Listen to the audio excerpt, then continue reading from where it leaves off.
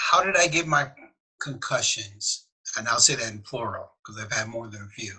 Um, Through my dialogue with my neurologist at the we were able to identify that the primary circumstances that are related to the documented concussions was most likely from the constant airborne jumps that I've had from the airplanes and landing, um, probably a little too aggressive, hitting the ground a little too hard. Also, based on the locations of our disease drop zones, the terrain was very rough, a lot of rocks, that sort of thing.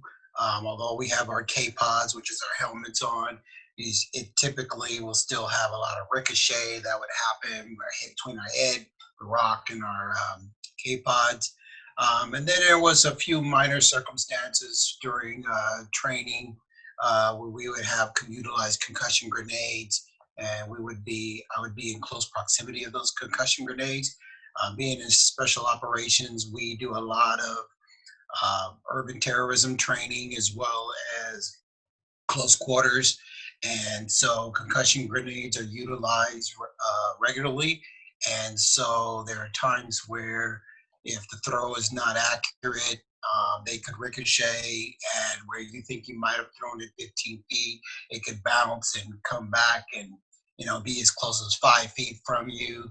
Also, depending on how fast you move into a building or a room, sometimes concussion grenades are a little too close. So those have been probably the most identified situations that I've had the most circumstances that would have been that have been documented for me.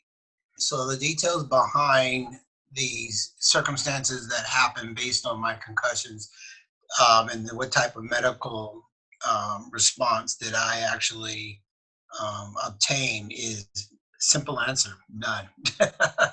um, yeah, I can't even, just none. And then also, as far as being aware, only one circumstance I can recall where I was revived and was told that I was out for a few minutes, that I actually can remember. But all the rest of the times, I have no memory of, well, I shouldn't say I have no memory. I do not recall blacking out or anything of that nature, but I definitely never obtained medical treatment whatsoever. Never. I was an airborne, and so we don't typically seek medical attention outside of our fellow, that's close by, for scrapes, burns, bullet wounds. It's very rare. I mean, it's just not something we do. The circumstances that we are in, it's not something that you have time for. And then there's also a matter of, to be very honest, very transparent. It's also the circumstance of just demonstrating signs of weakness. So for me to say, oh, I got a little headache, that's not something you will relate to your buddy, your chain of command. Your headache is, you just like, okay, I have a headache, and you continue on. And I